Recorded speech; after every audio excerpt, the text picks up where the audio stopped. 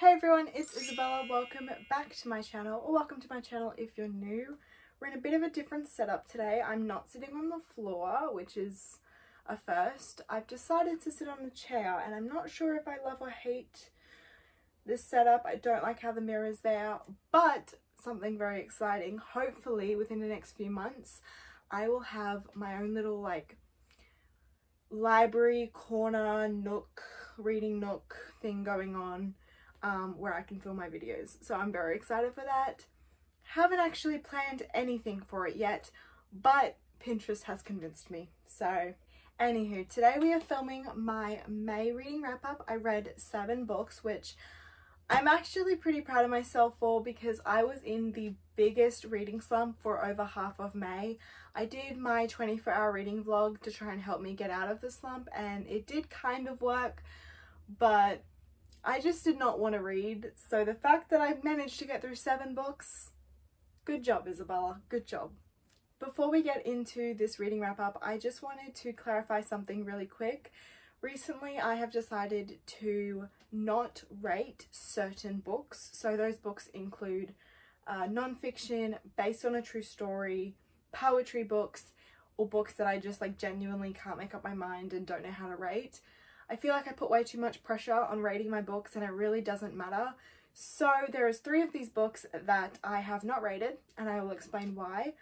But I think we'll start with the ones that I have actually rated and talk about them first. Alright, I know which one I want to talk about first, because I think it's a controversial opinion. Well, actually, I have heard people agree with me, but it's by a very popular author, and that is All Your Perfects by Colleen Hoover. I gave this 3 stars. It was just hear me out, okay, hear me out. I liked this book. It was probably the saddest Colleen Hoover book I've read, and I've read It Ends With Us, Ugly Love, and this one. And this one actually hit me the hardest. The topic that this book centers around, I'm not going to say what it is because it's not actually written on the back. It's set in the first chapter though, so yeah, but anyway. It's a very sensitive topic to me, and I don't usually like reading about it. I don't know if I should say it or not. I'm not going to say it just in case. I don't want anyone to be upset with it, but if you look up trigger warnings, it will say it in the trigger warning. So I suppose I'm not sure if it's a spoiler. But anyway, I don't usually read books with this specific trope that's in it, and it was really hard for me to read because it's one of my biggest fears. Love that for me. When it comes to the writing, obviously it was very good. It's Colleen Hoover. She doesn't know how to write a bad book. There is 2 POVs. There's the then and the now. Once I reached about halfway, I lost interest in the then POV, and I didn't really care. And it was one of those books that I feel like the first half was better than the second half. And one of the POVs, which was the now POV, was a lot more interesting than the then. To me personally, I couldn't care less about the then POV, if I'm going to be completely honest. I didn't really care. It didn't really change the story for me in any way. Which I think is why it was 3 stars. If I enjoyed both POVs, I might have bumped it up to 4, but because half of the book I didn't care for, it was hard for me to give it 4 stars. And I nearly did give this 4 stars just because it's Colleen Hoover, but I thought, you know what? No. Is this a book that I would go out of my way to recommend to people? No. Would I tell someone not to read it if they picked it up? No. It's just one of those books that is good, but I wouldn't, shove this in people's faces. I would definitely recommend It Ends With Us, An Ugly Love over this book. But yeah, I'm not going to talk too much about this book more. It was good. I will keep it. I may reread it, but if I do reread it, I won't be reading the then POVs. I don't really know if I actually said the synopsis of All Your Perfects. Long story short, it's a love story about a marriage that falls apart due to something that occurs in the marriage. That's all I'm going to say, because that's all you need to know. You don't need to know anything else going into Colleen Hoover book. Next book, we have Terms and Conditions by Lauren Asher. This was featured in my 24-hour readathon. It's the 2nd book in the Dreamland Billionaire series. The 3rd book isn't out yet, but each book follows a different brother, and there's 3 brothers. This book follows Declan, and basically each brother is given a task that they have to complete in order to get their percent of their grandfather's inheritance. They're billionaires, so that inheritance is quite a lot. In order for Declan to become CEO of Dreamland, it's basically like Disneyland, he has to marry someone and have a child. And he's the most cold-hearted out of all of the brothers, which is why it's such a challenge for him to do that.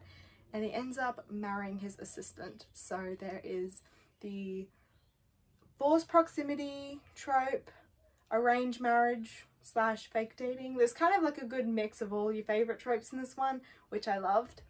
I gave this book 4 stars. I gave the first book, The Fine Print, 5 stars, so I actually preferred the first book, which I know is actually a really unpopular opinion. I know a lot of people preferred this one. I'm not really sure why, to be honest. I feel like Declan, he gives very cocky vibes, which I'm not really for. I mean, I obviously really enjoyed the book still, and he is tolerable, and he does get better as the book goes on, but he's just not Rowan. So, like, I loved it, but like, he's not Rowan, you know? That's all I'm going to say about this book, because I talked a lot more about it in my reading vlog, so if you want to see that, I will leave it linked down below. We'll talk about this one next. So this is Turtles All the Way Down by John Green. This is a reread. I have read it. I just wanted to like annotate it. I did also highlight in the book. Can I find a highlighted spot? Probably not. Let me find one. Oh, here's one. So I highlighted it.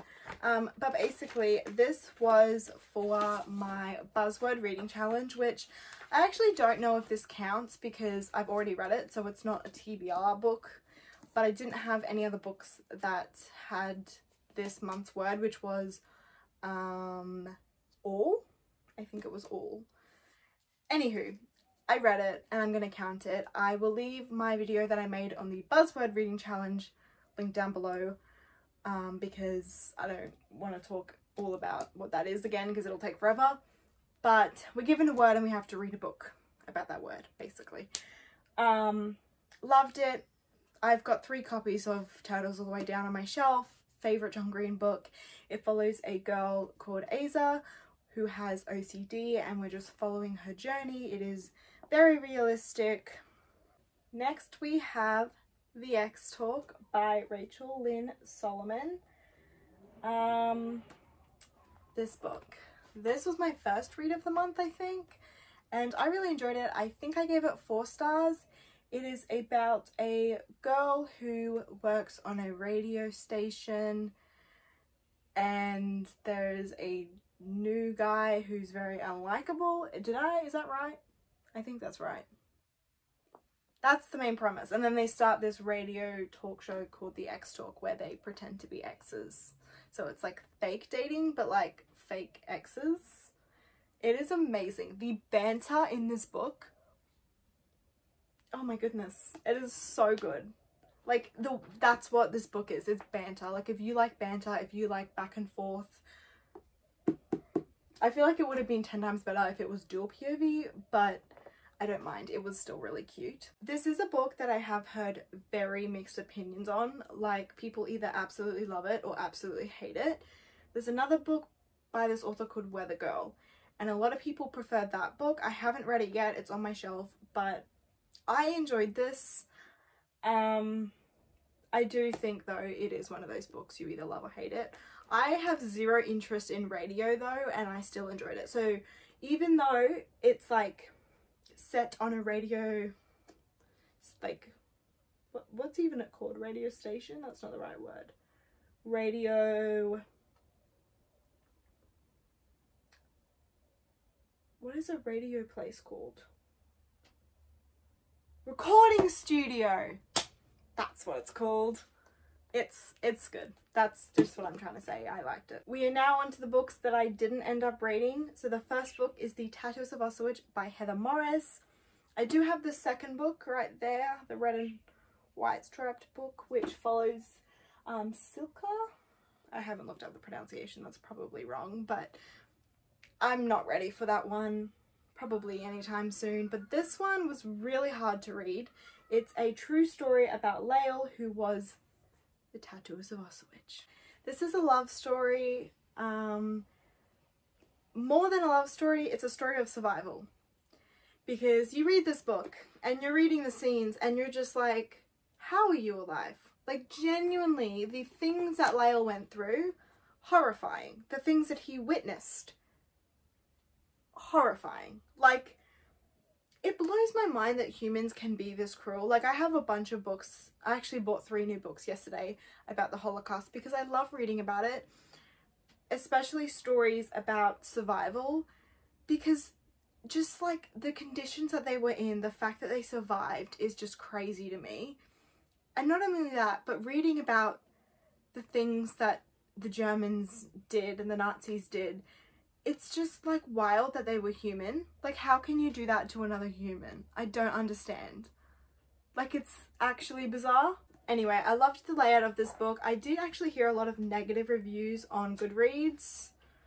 I don't know what y'all were reading because I loved this. I loved the layout. There's documentation and photos at the end, which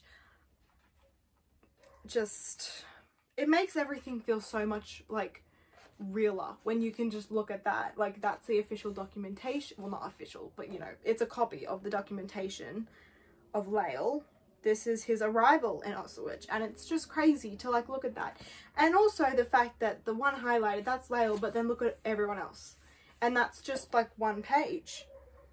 And we're up to 512 in this, so that's, you know, oh, it's just, it's mind-blowing. And you just look at all these names and it's heartbreaking. If there is one thing I will always be interested in, it's history. I love history. I love historical fiction. It's just like nothing hits quite as hard than reading about history, especially when you're reading about stuff like the Holocaust, because like I said, that happened. Still blows my mind that that happened. How did that happen? Moving on, we have Love Her Wild by Atticus. Now, Atticus is a very popular poet. He's known as an Insta poet because, firstly, he's very popular on Instagram.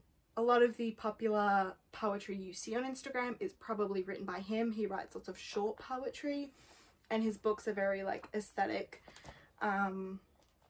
Yeah, his writing is not for everyone. He does get like very mixed reviews. Definitely not for everyone. If you're looking for like deep poetry that really gets under your skin, this is not for you. This is very kind of like light and fluffy and not like, it's no Rupi Kaur, you know what I mean? Kaur? How do you say her name? I don't know. Sorry, said it wrong. Her poetry is really deep. This isn't. This specific book centers around love, which I can't relate to. So I did tab a lot.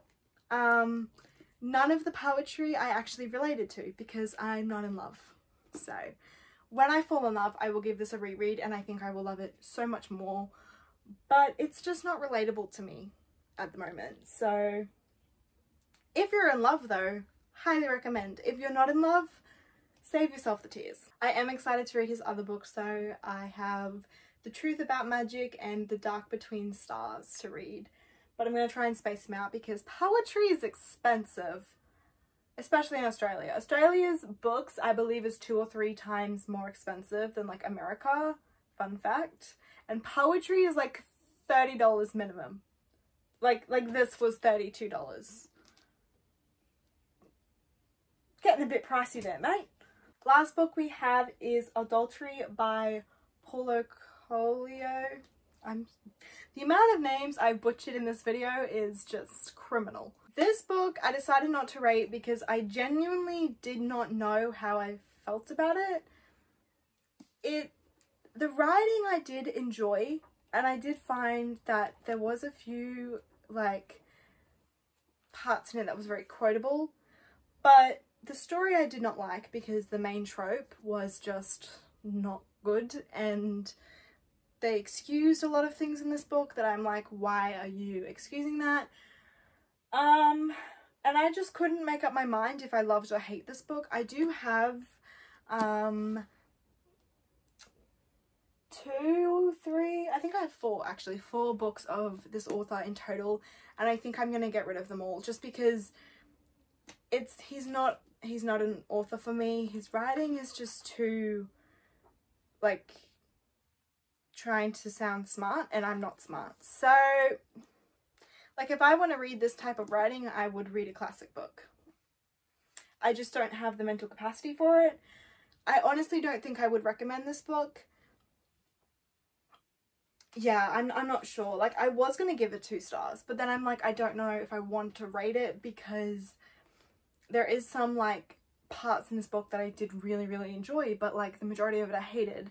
So I didn't know what to rate that. Like, even putting it at 3 stars didn't feel right, and 2 stars felt too low. So we're going with no stars because I don't know how to rate it. Would I recommend this? No. Unless you're in your 30s, then I would recommend this. This is definitely a book for the, not old people, but, like, older. Like, I'm too young for it. I'm still a teenager. Like, I'm too young. But if you are in, like, late 20s, 30s, you might like it. That brings us to the end of today's video. Thank you so much for watching. Keep an eye out for my next video, which will be my April TBR. I don't usually film TBRs, but I will be filming one for April because I have a special little challenge that I'm giving myself. But if you have any suggestions on videos you'd like to see, feel free to comment them down below, as well as how many books you've read in the month of May. I will see you in my next video. Bye, guys.